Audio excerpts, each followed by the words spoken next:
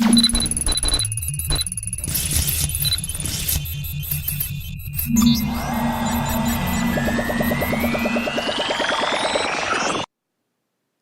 everybody, and welcome to the MGTOW Academy YouTube channel. Thank you for stopping by.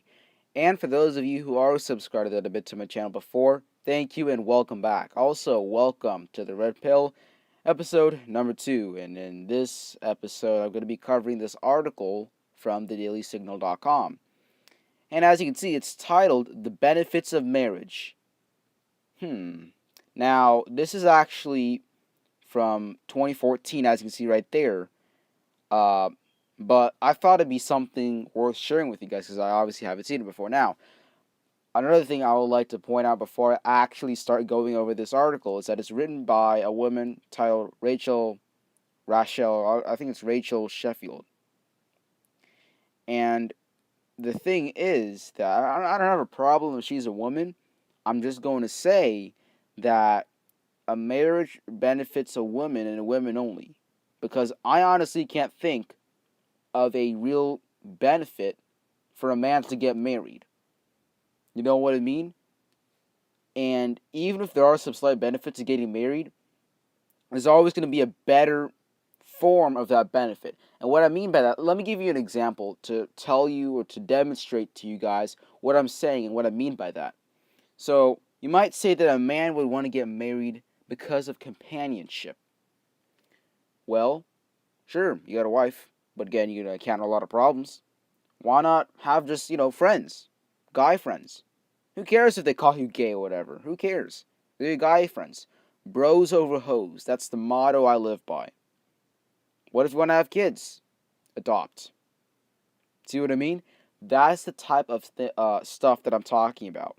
There is no legitimate reason for a man to get married in this day and age. Now, I can rant on about that stuff all day, but let's go ahead and get, actually into the article and start covering it.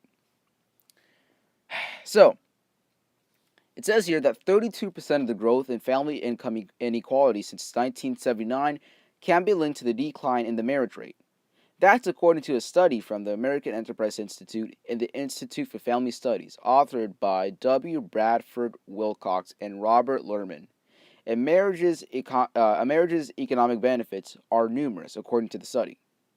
Being raised by married parents is connected to better economic well-being for young adults. So is being married as an adult. These two trends reinforce each other, Wilcox and Lerman explain. Growing up with both parents increases your odds of becoming highly educated, which in turn leads to higher odds of being married as an adult. Both the added education and marriage result in higher income levels. Okay. So, I wish I could highlight with this, but I can't. Anyways, where it says, it's in the second to the last line, where it says, in turn leads to higher odds of being married as an adult. Oh, I'm sorry, my bad. The one above that. It says, towards the end of the second line, it says, increases your odds of becoming highly educated, which in turn leads to higher odds of being married as an adult. Okay, it doesn't matter how educated you are. If you were truly, aware of things, you wouldn't want to get married. Especially as a guy, you wouldn't want to get married. Okay? If you're going to follow the narrative that society set out for you, and you don't think for yourself, then your education is worthless. You could have a PhD for all I care. You could be Elon Musk for all I care. But if you don't think for yourself, that's a problem. Your education is worthless. Now, continue on.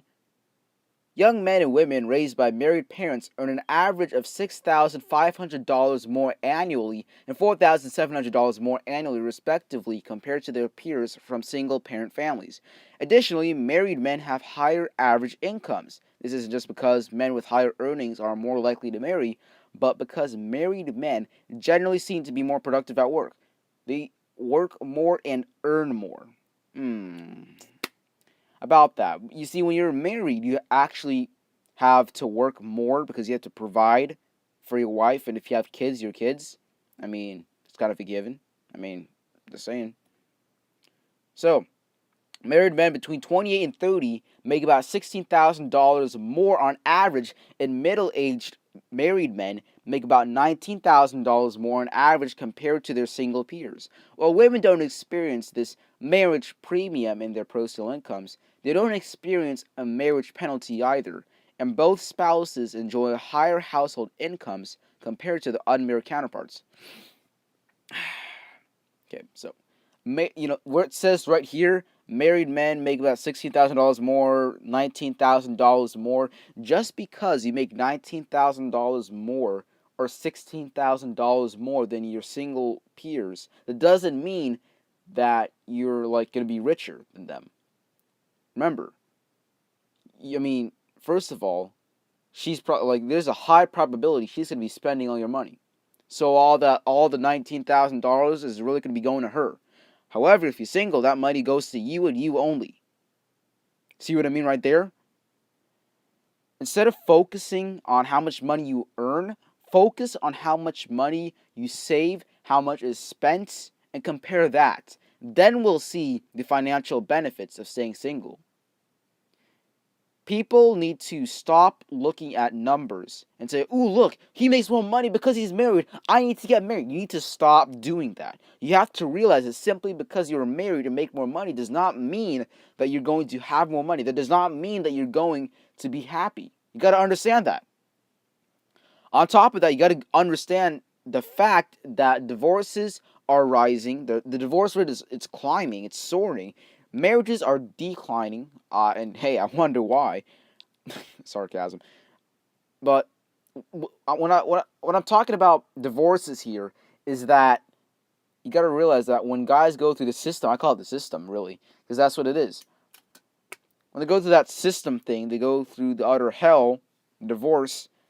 The wife is going to, do everything, take alimony payments from the husband. If they had kids, she's going to take child support payments and the house, the car, half, if not most, of your assets, etc. So suddenly that $19,000 made more per year is worthless because you know why? Your ex-wife now has it and she's monkey branched to another man. So all of a sudden $19,000 doesn't seem worth it now, does it? Continue reading. The benefits of marriage extend across education level and racial background. It's often asked whether marriage rates have declined because fewer good job opportunities exist for working class men. But while it's true that research shows that men with higher earnings are more likely to wed, marriage also seems to encourage employment among men. Okay, marriage rates have declined because of many reasons. One, feminism.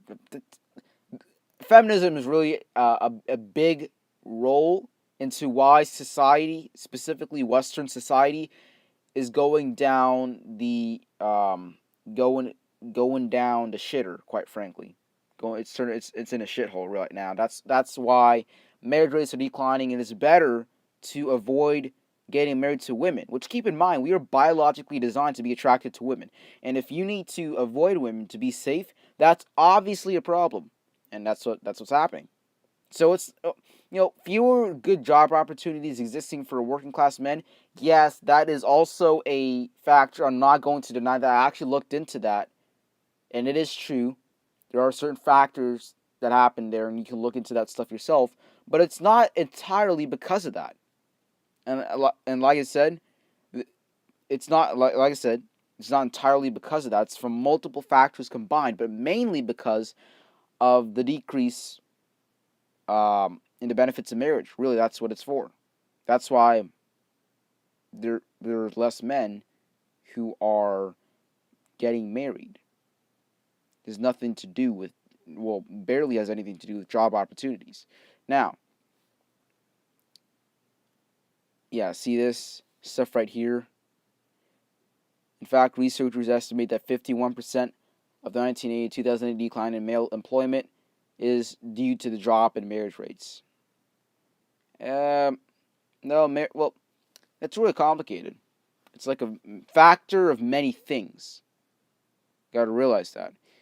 Now, and hey, look, if you want to know why you don't want to get married, just like look up MGTOW and There's your answer. Right there. There's your answer. Now, let's continue reading this. Oh, that's pretty much it. Well, everybody, that's it for the Red Pill episode number 2. If you like what you've seen, then be sure to subscribe. Also, remember that you can listen to MGTOW Academy podcast for free on YouTube, SoundCloud, iTunes, and on iHeartRadio. Be sure to follow me on MGTOW.com and on Twitter at MGTOW Academy.